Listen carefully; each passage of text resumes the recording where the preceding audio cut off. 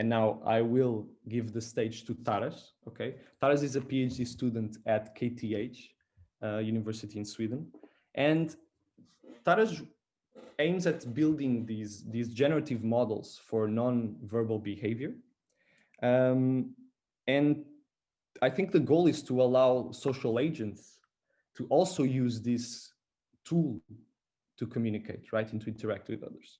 And his master's was in machine learning in Germany. His bachelor's was in Kyiv in applied mathematics. So he's been all around the world, or at least Europe so far. And having said that, Taras, give it your best shot. All right, let me share my screen. Can you see my screen?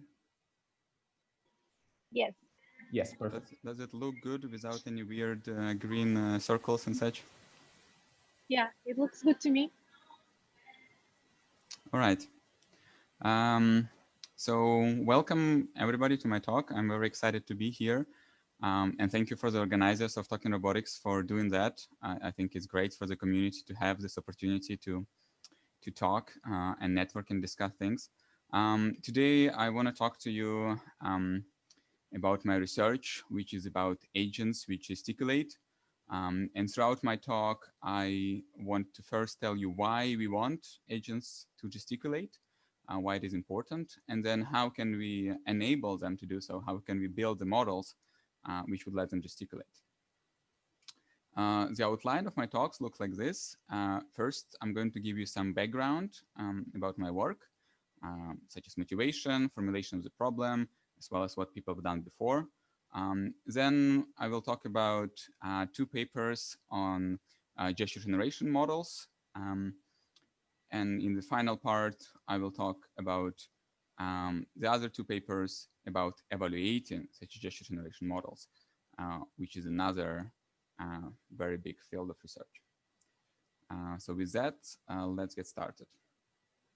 So on the importance of body language. So as most of you probably know, body language is quite important in human-human communication. But not everybody might be convinced that it's important for agents as well. And the argument I like to make is that people expect from social robots, like the one you see on the left here, more than they expect from a statue. They expect social robots to move. Moreover, they expect it to move in a natural way. And since nonverbal behavior plays important part in human communication, there is the same expectations for the robots and other agents. Well, and if this argument for you is too much hand-wavy, I also have some citations backing this up. So it has been shown that people can actually read and interpret nonverbal behavior from robots in the same way as they do from each other. It has been shown that virtual agents are more engaging when they have nonverbal behavior, and the same has been shown for robots. So there, and these are just a few citations, of course. So it has been shown that nonverbal behavior indeed is important for embodied agents. And in my case, I mainly focus on hand gestures as a modality of nonverbal behavior. And there has been a lot of research showing the temporal correlation between gesture and speech. And it has been shown extensively in many different studies, in different languages and different scenarios, that actually gestures do align temporally with speech quite closely. And that means for us 2 things. First is that it is possible to generate gestures based on speech, since there is a strong correlation. And on top of that, it's enough to consider only nearest context of the speech, because they are so well aligned in time. We don't need to know what an agent was saying 1 minute ago in order to generate his gestures. Just nearest context is enough. And in my work, I mainly apply those models on virtual agents, because as some of you might know, robots are not as flexible as we humans are, and it's much more challenging to work with them. And maybe some of you don't really know who are virtual agents and what it means. So I want to show you a few examples. So in research, virtual agents would look like this or like this. And in companies, they would often look like this or like this. So basically, any digital representation of a human could be called virtual agent, and they could be used in various cases for gaming, animation, or some sort of mental support and research. To give you a sort of an idea what I'm going to be talking about, I want to show you a short illustration video from my work. Play was just filled with like I can't remember what the name of the writer was, Claire Foley or something like that, or yeah, something like that. But she. So the gestures for this agent were generated by one of my models. I hope you could hear the sound. Let me know if there are any issues. Play was just filled. Now, if we want to make some models for gesture generation, we need to have an idea how it is happening for humans, how we humans gesticulate. And actually, it's still a pretty challenging problem, and there is no one clear answer how humans gesticulate. There are several theories, and the one I sort of support and base my work on is the one from Adam Kenton, and sort of simplified way to explain his theory is that basically we generate both our gestures and our speech based on some sort of idea or a mental concept which we have in our head. So we have some idea we want to communicate, and based on this idea, we generate both speech and gestures. So what's important in this theory is that it's not sort of speech that drives gestures or gestures that drive speech. It's rather both, which are driven from some kind of other source. And of course, speech and gestures are being correlated to each other. So this is a nice model, but we cannot kind of use it computationally because we never have access to this idea in our head. We never know what was this idea people were trying to express. And one way to approximate it would be with text. So one could say that there is some sort of message a human wants to communicate, and then based on this message, we generate text, we generate audio and gestures. So this is kind of model I base my research on. And the task of speech-driven gesture generation would look like this, that we have some audio as an input, possibly together with text, and we want to generate gestures for either virtual agent or physical robot. And then we applied some sort of system, which here is denoted as a black box. And the question is, okay, what kind of system should we apply for this task? And let me outline to you why this is a challenging problem. So first of all, there are many correct solutions because there are many different gestures we could do for the same speech we are saying. Every time we talk, we would gesticulate differently, and many different gestures would be appropriate and correct. That makes it quite difficult to model such a task. On top of that, there is quite little data available, which would contain both speech and gestures. And for modern machine learning models, they need a lot of data to work well. So this is another issue. And finally, the way we gesticulate is highly dependent on the context in which we are talking, as well as cultural aspects. That makes it even more difficult to model. Nevertheless, it has been done extensively over the past few decades. And initially, the early works have been rule-based in 2000s. And later, over time, there has been transition to a data-driven approaches. And now state-of-the-art is data-driven and often end-to-end. And this is the line of research we continue in our work. And roughly the structure of related work looked like this when I started. So here on this axis, I show input modality people use. And here I show the type of the output they generate. So this could be either a discrete categories of gestures, like discrete classes, or it could be a continuous movement. And when I started in 2018, most of the work have been working on discrete gestures. And hence, I've been working on the continuous one. By now, situation looks slightly different. There has been a lot of recent work on continuous gesture generation. But I still wanted to give you an overview how it looked when I started. I don't have time to go through all the related work. I'm just going to quickly mention a few representative examples. So for example, here is a work from Chi, Morenzi, and Marcella, where they used part of speech, text, and prosody to generate gesture classes. And they use a model which is a combination of deep neural network and conditional random field, so machine learning based model. They also worked with virtual character as we do, but they could only generate discrete set of gestures. As you can see here on the example, it will be gesture 3 or gesture 1, which is limiting a lot the expressivity. In another work, a more recent one from Hasegawa et al., they actually have done it end-to-end from speech to motion. And so they mapped directly from speech to 3D motion using the deep learning based approach in the same way as we do. But they needed a lot of smoothing as post-processing to make the gesture look good. Because when it came out of the model, it was sort of jumping around. And this is an issue because having a need in smoothing removes the opportunity to generate sharp, quick gestures, which are sometimes appropriate. And then if you apply smoothing all the time, all the sharp gestures would be smoothed out, and we will not be able to generate them. So in my first work, we were trying to remove this need in smoothing. So by now, I talked to you the background for my work, and now I'm going to move on to the gesture generation models I've developed. Unless there are some questions before I move on.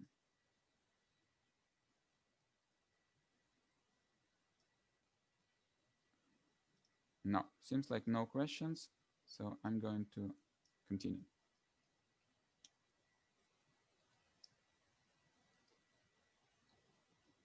All right, so in my first work, I used only audio as input to generate gestures, just like most of the work in the time did. And this work was published at IBA 2019. And in this slide, you can see all the authors of this work. It was done not only with my colleagues here at KTH, but also in a collaboration with the team in Japan. So the framework we look in this work looks roughly like this. So we have here the audio signal, which we would have as input, and we generate a sequence of poses, which would be the corresponding gesture. And then we go over the audio signal with those overlapping segments. And for each segment, we apply a recurrent neural network to generate the pose. And the question is then, what kind of recurrent neural network should we apply? And in our baseline model, which was presented the year before by Dai Hasegawa and others, they map directly from audio to poses using 5-layer neural network. Here, 4 of them were fully connected and 1 layer were recurrent, mainly gated recurrent unit, which is kind of a similar structure to LSTM. So this was the model we've been building on and comparing with. In the proposed model, we have 3 steps. In the first step, we use the noise autoencoder to learn representation of the motion. And let me introduce what encoder does. As you can see here on the input is the same as the output. And some of you might wonder, what's the purpose of the neural network which returns the same thing as it got on input? Well, the purpose is actually here in the middle in this representation Z, which is lower dimensional than original motion, but still after training contains enough information to recover the original motion back. And hence this representation is more compact and contains less redundancy. And that makes the learning problem easier. So as a first step, we trained this denoising autoencoder and learned to generate this representation. And then we replace every pose by corresponding representation, and we map from speech to representation instead of mapping directly to pose. And this mapping now is easier than we had before because the output space is smaller, is more compact, and it has less redundancy, less noise, and hence less chance to overfit. And once we have those two network trained, we combine them together. We map from speech to representation, and then we decode from representation back to the pose. So it has 3 steps: learning motion representation, learning the mapping from speech to this representation, and then combining them together. So that was the model. If you have any questions or something is unclear, you can just text in the chat. And I'm going to move on to the experimental results from this work. So the data set we used were in Japanese. This was in fact the only data available at the moment. And that was the reason why I collaborated with the team in Japan, and had a bit less than 3 hours of both speech and motion. And here on the image, you can see roughly how the representation looked like. And here, I would like to show some visual comparison of the proposed model results with the baseline. And it's going to be in Japanese because, well, everything was in Japanese. 保育士がやっぱり不足しているっていうのと、保育園も不足していると、そういったことかなと思います。保育士がやっぱり不足。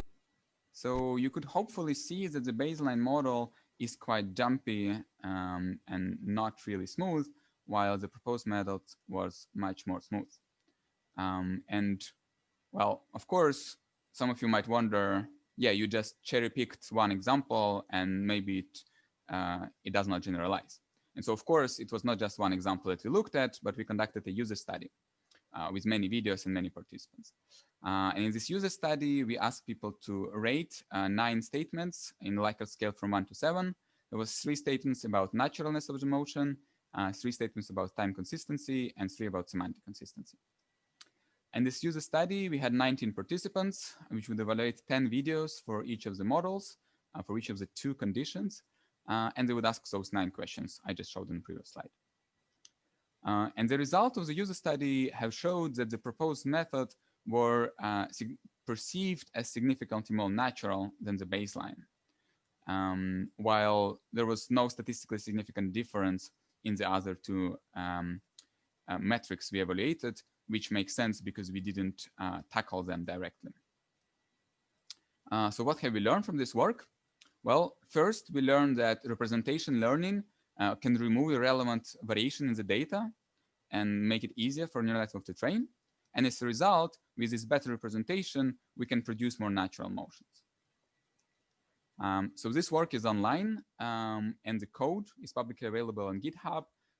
So if some of you want to play with that, you can totally do that. Are there any questions so far?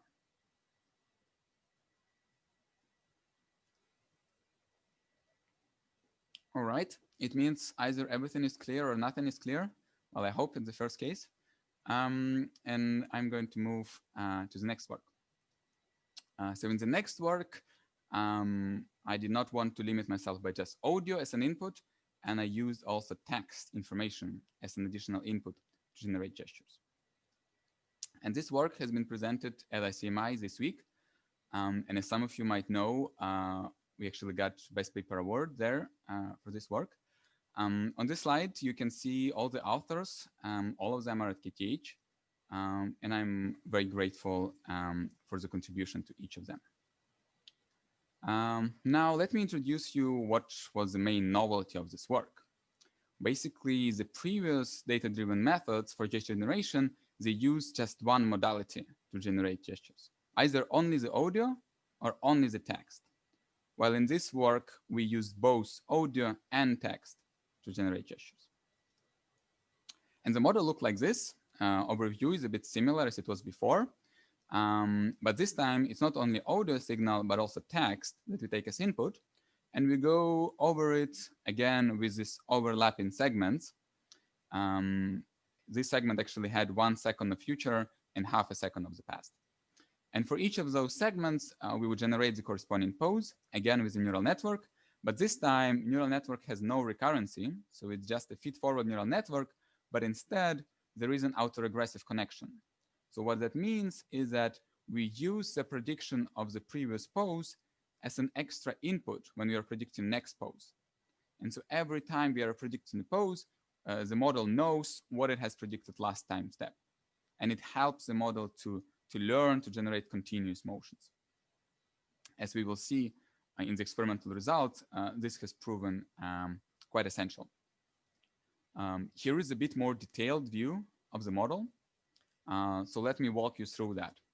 So what happened is that we take this segment of audio, signal, and text. We encode text using BERT. It's an NLP model for word embedding. And we encode audio using spectrograms. And then we concatenate it for each frame and encode into lower dimensional representation using feed-forward neural network. Then all of those representations we concatenate together in one giant vector, which now represents the whole segment of speech. And then to this vector, we apply several fully connected layers of the neural network to generate the next pose. And what's quite important is that our network is autoregressive. So the prediction from the previous frame is being fed back to the model on the next frame. And in fact, we keep the history of the last 3 frames the model generated, and we use it as an extra conditioning information for the model. Questions here? Not yet. Then some of you might wonder how we align audio and text because they have a different temporal character. Words actually would always have different duration. And so this slide illustrates how we did it. Basically what we've done is that we encoded each word using this BERT word embedding model. And then we basically repeated vector for each word as many times, as many frames the word lasted. And in this way, as a result, we have a vector which has the same temporal character as audio sequence, even though it has some redundancy. And this was not something we invented. This is actually the classical way they do it in speech synthesis. Now we are going to move into experimental results, unless there are questions. Doesn't seem to be the case. All right, so let's see some results. So this time, I managed to get a handle of a data set in English, which was great relief since I wanted to model text. The data set was bigger than before. It was 5 hours. And we cleaned this data set, which took quite some time, but was needed. And we also transcribed it by using automatic speech recognition, and then followed by manual correction and punctuation insertion. And we also released the transcription. It's now publicly available on the dataset website. The main study we conducted here was the ablation study, since there was nobody at the moment who built a system which uses audio and text together. So we had no good baseline to compare with. But we've done the ablation study, where we basically compared the full model with various ablations where we removed different components. So there was 3 ablations which related to the data modalities and data transformations, and there was 3 other ablations which related to model properties. And I would like to show you an example from the model. And here is going to be a kind of illustrative example which shows that the model actually uses text. And in this example, it generates iconic gesture by raising the hand when saying the word top. I started a short story about like this old alchemist who lives on top of a mountain, and then like he like. I started a short story about like ablation, we remove autoregressive connection. I started a short story. And as you can see, it's going to generate very similar shape of the motion, but it's going to be much less smooth than before. About like this old alchemist who lives on top of a mountain, and then like he like. And finally, the ablation without text input does not put much meaning into the gesture. I started a short story about like this old alchemist who lives on top of a mountain, and then like he like. So again, this was just an illustrative example, and of course we have conducted a user study to evaluate it. In this user study, we had a preference test. So participants would see 2 videos generated by 2 different models, and then they would need to decide which of them they prefer according to a given question, and they could also choose that they actually think they are both equally good. In this study, we had 123 participants. We had 50 videos for each of the 6 ablations we evaluated, and we asked them 4 different questions, which I will. One question was about human likeness, and 3 other questions were about the link between speech and gestures. So here you can see user study results. So let me tell you how to read it. Basically, we illustrate the preference score, which basically towards the full model. The higher the value, the stronger is the preference towards the full model. And if it's negative, it means that ablation was actually preferred. And so what we can see here is that when removing audio or text, we obtain much worse model, and people strongly preferred the full model over the one where either of the modality were ablated, which sort of proves the point that you actually do need both of those modalities to model gestures well. And then we have seen that when removing autoregression, the motion become much less human-like, but it didn't influence the other metrics. So the shape stayed similar as before. So what can we learn from this work? Well, first of all, is that modeling text is indeed important for gesture generation. And second is that autoregressive connections could help us to enforce continuity for the motion without necessarily affecting shapes that much. This work is also online. On the project website, you can find the code for the model, the data set we used, as well as all the stimuli from the studies, their videos and motions, and even the study results. Any questions on that work? Yeah, I have a quick question. Yeah. Isn't the modality that considers text kind of redundant in the sense that the information should already be contained in the audio? Right. Yeah, that's a very good question. And I think that was the hope in the field when people only used audio. We were hoping that we could extract sort of semantics from audio automatically, as they do in automatic speech recognition. But I think it does not really happen. In all the systems I know which use only audio, they mainly generate so-called beat gestures, and they pretty much almost never generate gestures which actually have some meaning. So I agree that theoretically it should be possible to extract meaning from audio directly. Practically, we have not seen it done yet. So we could see text as sort of aid and help to the model to actually get access to the meaning. So you could, I mean, if you run a speech recognizer as part of your model, right? Like you could generate this representation of, or it could be considered as a feature of the actual input to your whole model, and then use that as an intermediate step, right? Right. It might be more noisy, but yeah. Yeah, absolutely. That could be done. Yeah, I agree. Thanks.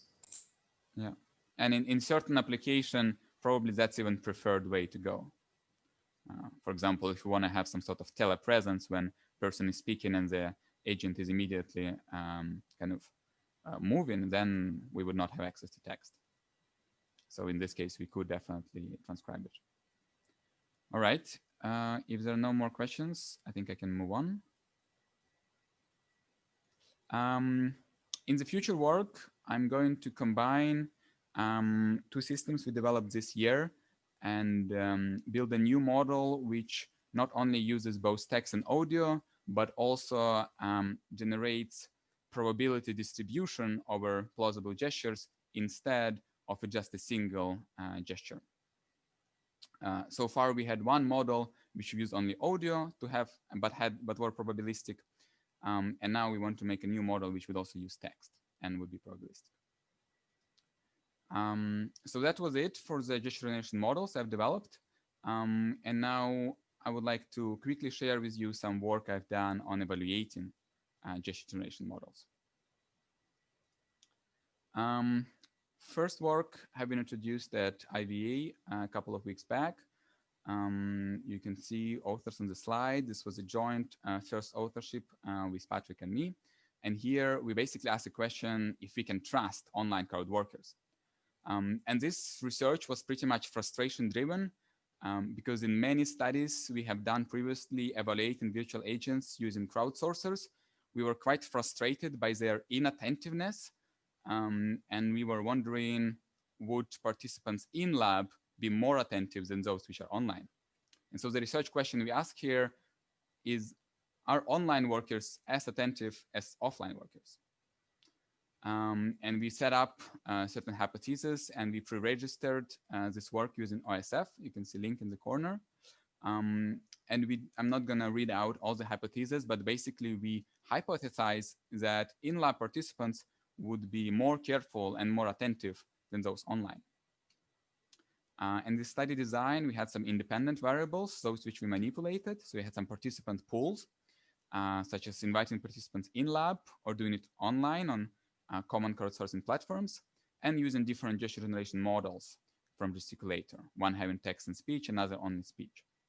And we had some dependent variables we measured, such as a preference between the models, as well as agreement within certain participant and between in a participant group. And we also measured how many attention checks they passed, so how attentive they were. And we used exactly the same evaluation paradigm as in Gesticulator. In fact, it was a replication of Gesticulator study in different conditions, in lab and online. And what we found in those results is basically that all our hypotheses were rejected because we found no statistical difference between the participant pools in all the measures we evaluated, which was quite surprising to us, given the frustration we came in with. And what can we learn from this work? Well, first, that we found no significant difference in several measures between online and offline participants, which leads us to the conclusion that online workers could be probably successfully used instead of in-lab participants for audiovisual perceptual experiments, which is great news given the situation today. And we also want to encourage everybody to pay online participants fairly well, not only because it's a decent thing to do, but also because it might affect their attentiveness. And the last work I would like to share with you quickly is the gesture generation challenge we have been running over the summer.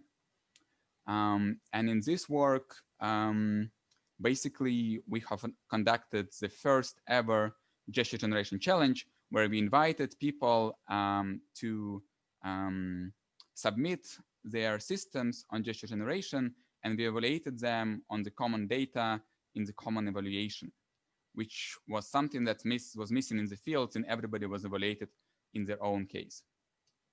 So some statistics for the challenge. We've got 15 registrations, which was very exciting for us. And 5 of them went to the end of the challenge and submitted their models. And 2 of them even made their code publicly available. We used evaluation interface inspired by the web Mushra, which they use for speech synthesis, where a participant can play many videos. In this case, it was 8 videos. And for each of them, they would give a rating between 0 and 100. And on the left, you can see what this number corresponds to, like bad, poor, fair, good, or excellent. And then they would play those videos one by one and giving ratings. And in this way, we can compare multiple systems.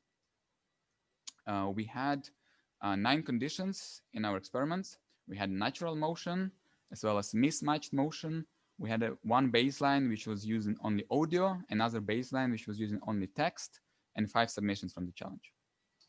I would like to show you the ground truth video and the one which was mismatched to clarify what is actually mismatched. Because in the mismatch motion, we basically took the same input speech as before, but overlaid it with a motion from another moment in time. So here is the ground truth motion.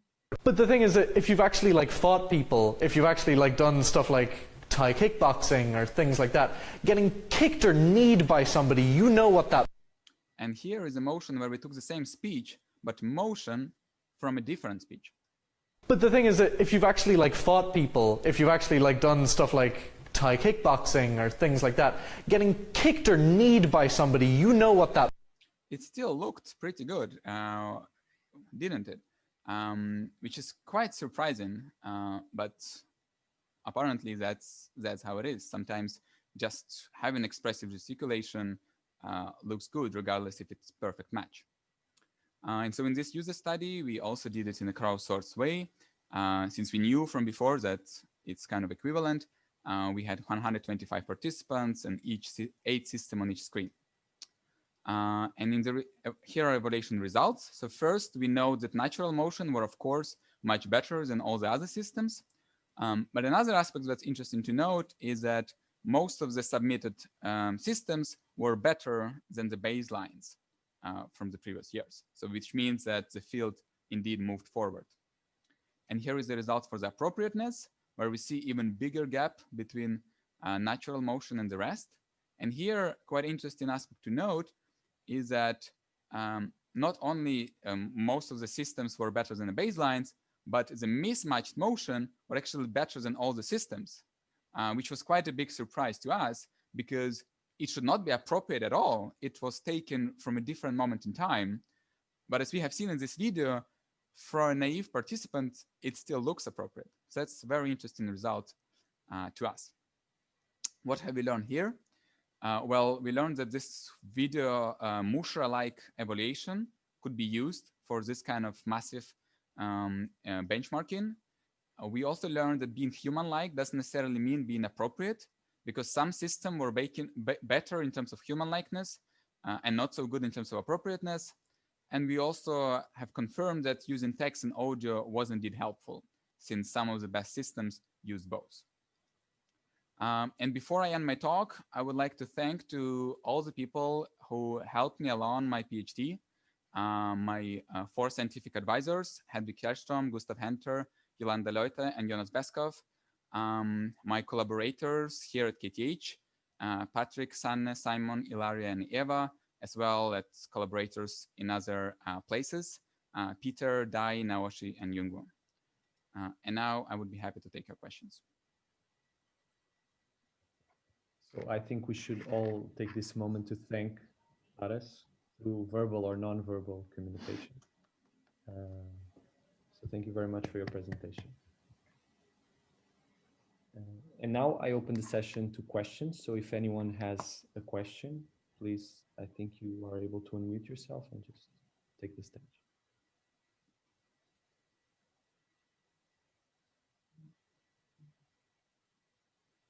Don't be shy. Hi, Taras. Thanks for the talk. So I had a question about the evaluation section. So when you saw comparing online and offline workers, right. I'm curious, like, is it like one conclusion from that is that online and offline is the same, but maybe the task is also not very easy, as you sort of were going there in the last part of your talk, that even a mismatched gesture might appear correct. So, right. Yeah. I think you're making a good point there, but actually what we were looking for was online participants failing a lot of attention checks, because that's what was happening for us in our previous studies. We would do some attention checks to check if they're actually watching videos or not, or just clicking around. And in the previous studies, like majority of participants would often fail all of the attention checks, meaning that they're just clicking. And that's kind of was the main frustration there. And we would hope that it would happen more online and less in-lab. But in fact, what we found is that when we pay them a lot, then even online participants are actually attentive and not failing those attention checks.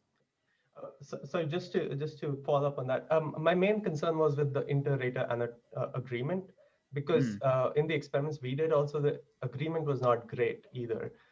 So it's basically based on that maybe it's not a very agreeable task across speakers.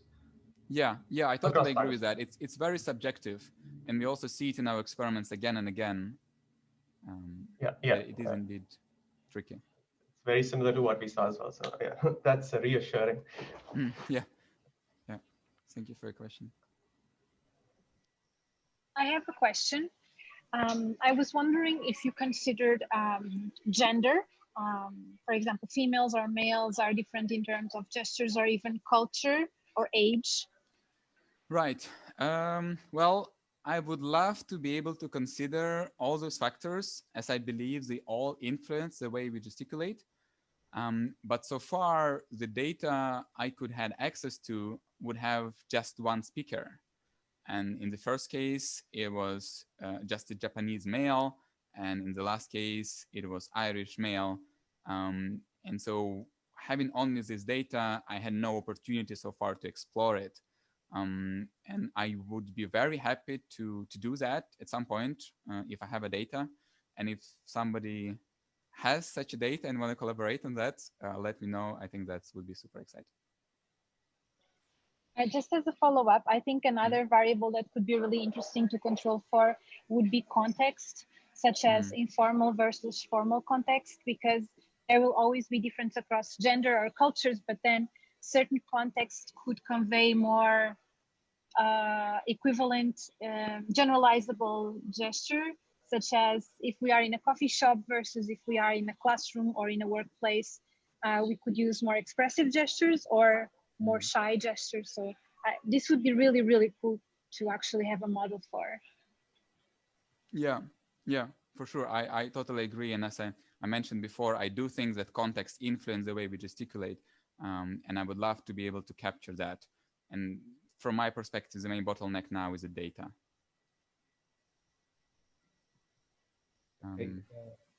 We have a question from Sean. He asks, did you notice any diversity in culture perception from the user study end?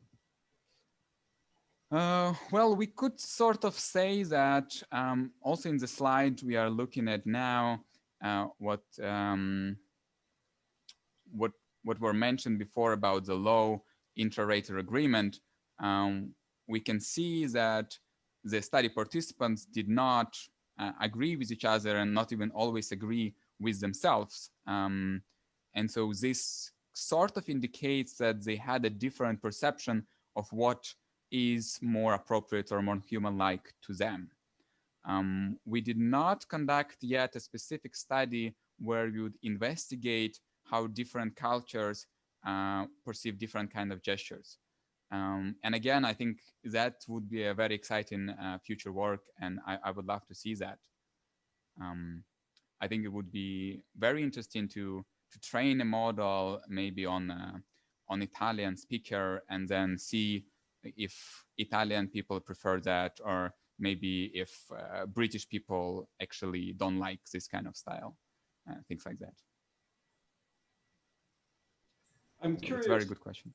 In the online study, did you control for demographics? Like when we do in person at university, it's normally students, right? Which is a very specific demographic, not what you on Turk.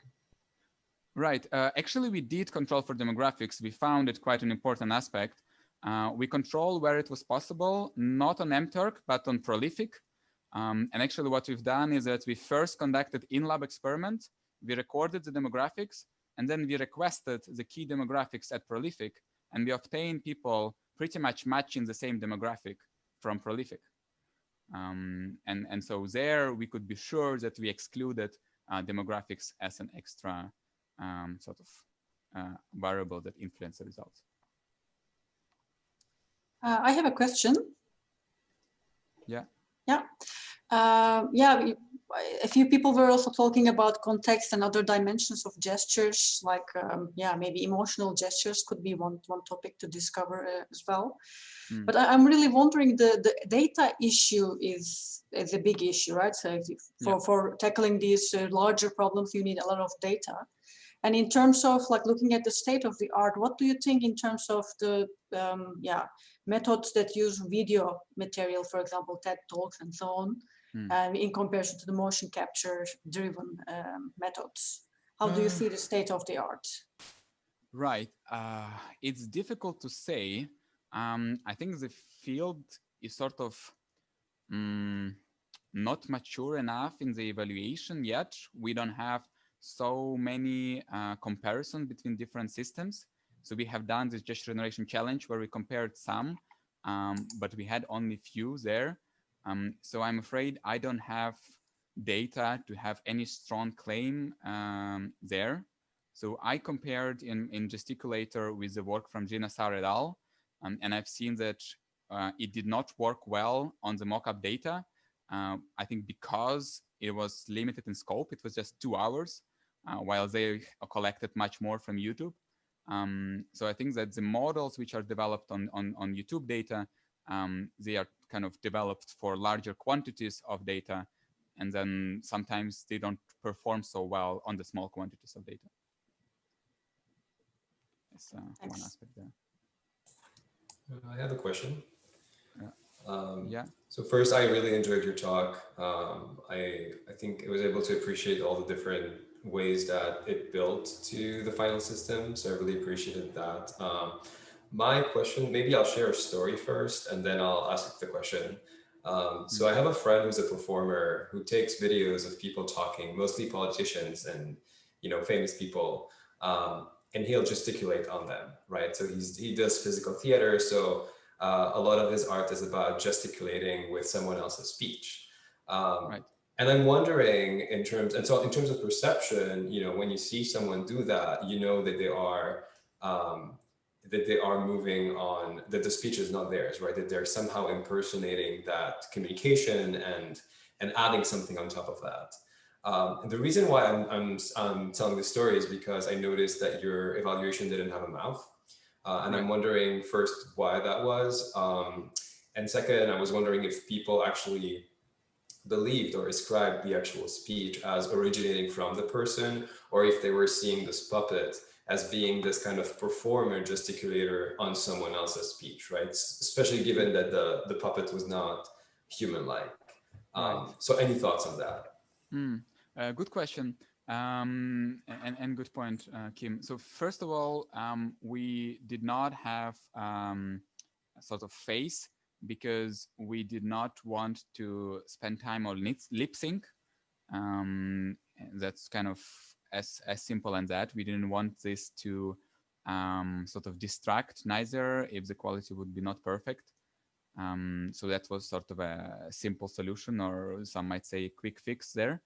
And then in terms of perception from study participants, I don't really have a data to tell that. We never asked them how they perceived it. I think that would be interesting, and maybe in the future studies I should ask that. What I know is that at least nobody said that it seemed that it was somebody else's voice. So that's as much as I can say. And there was also an interesting question in the chat about applying it to robots from Patricia. So maybe I can take that as well. So actually, for last half a year, I had a master student doing exactly that. So he had a master thesis, should be out in a couple of weeks, I think, where he basically applied my gesture generation models on the humanoid robot now. So he retargeted the human motion to now. And it was a very challenging project because of severe limitations of this robot. He has very few degrees of freedom. He can move his arms very little. There is so much he cannot do. He can move only slowly, etc., etc. And so basically in our experiments, by the time the motion is executed by this robot, he doesn't look good, basically. And so in my experiment, the main limitation was the limitation of the robot itself, of his degrees of freedom, of his joint angles limitation, of the velocity limitation, and so on. So I do know that Hiroshi Ishiguro's lab, for example, they have a very advanced humanoid robot, Erika, which seemed to have a lot of flexibility. And what they actually also apply gesture generation models on these robots, and it looks quite all right. So I think it's possible, but what you need is a very sort of flexible robot with a lot of capabilities. Thanks. And I actually, in IROS, when IROS was in Madrid, Erica was there, and there was a demo of Erica, which was Control was a Wizard of Oz actually, so I'm not sure how autonomous this would go, but I felt that it was too close to a human and it made me not feel very comfortable. So I think another shortcoming could be that the closer to the human factor would leave us a bit more uncomfortable. Rather now, although of its jerkiness and all of those limitations could make us more comfortable. So that there is always this trade-off, but yeah. Yeah, I agree. We can end up in uncanny valley there. I have another follow-up question on that same line of questioning, which is I'm wondering what you think if we sort of hold the capabilities of the robot constant. So now is the platform that we have to work with its limitations. Does that suggest that some other approach to gesture generation would be more appropriate given the limitations of the platform, or is there something that can be done with this sort of high bandwidth learning approach in order to make it work better on a relatively small degree of freedom platform, or how do you think about that? Yeah, good question. Quite a tricky one. So I think that probably if I would do it again, or if I would continue this line of research, what I would try to do would be to map all the human motions to the robot motion first, and then sort of learn a mapping from speech directly to robot motion in the robot motion space, which is then quite a small space, right? There is little degrees of freedom. So in this case, we could have much more simple model, maybe just a small neural network, and maybe this solution would be more robust and less sort of overfitted to the data set. So is your hypothesis that it is a limitation of the architecture of having to do the retargeting, or do you think it is a limitation of the quality of the retargeting? Yeah, I think it's quality of retargeting that is tricky. At least in this master thesis, we didn't manage to retarget that well. So probably if I would have a team of engineers and they would spend some time on that, one could retarget it better.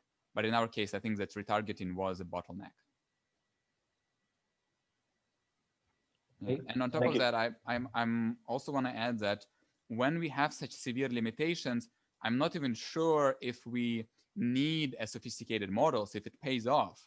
So maybe just having a rule-based primitive system is just as good as anything else. And I would be very curious to do an evaluation to compare one of those old school rule-based systems with a modern state-of-the-art model. And I would suspect that maybe participants would not notice the difference by the time it's executed on a robot. Yeah, I think you're absolutely right, Taras. In your master thesis work, were you applying targeting using a data-driven approach, or was it a more heuristic-based approach? It was data-driven approach, machine learning-based approach. Yeah, I worked on facial motion targeting from a virtual character space to a robot, like realistic robot, like Erica from Hanson Robotics, a Sophia robot. And it was a rule-based approach, and it worked quite well, actually. So sometimes just a simple model kind of works quite well. You might not need a big training and data-driven approach in that case. Yeah, exactly. So that's what I would guess there. Okay, everyone, we are already past the time. Unfortunately, I know you all have 100 questions. I had 100 questions for Taras, which I was not able to ask. But the good thing is that Taras will be on Slack. We'll have a dedicated channel, so you can ask all the questions for him, and he will, I bet, be grateful for them. So And you can also email me if you like. You can also contact directly Taras, of course. So, having said that, I would like once again to thank Taras for his presentation, for the clearly, and just to finish up this session, I would just like to introduce very quickly the next speaker. So we're going to have, as you know, these sessions are every 2 weeks. So in 2 weeks, we will have Natalia Calvo. Okay, Natalia is a PhD student from Uppsala University, also in Sweden, curiously. And she's part of the European Union ITN Animatus project. And she aims at developing machine learning models to understand children's perceptions of trust in robots. And very curiously, the paper, the work that she's going to present is based on a paper which was shortlisted for Best Paper Award at this year's Roman conference. So you know it's going to be a good conference and a good talk. Having said that, I would like to thank you everyone for coming. Once again, I apologize for the initial troubles, but you know it's Halloween. There are some tricksters out there, and hope to see you in the next session.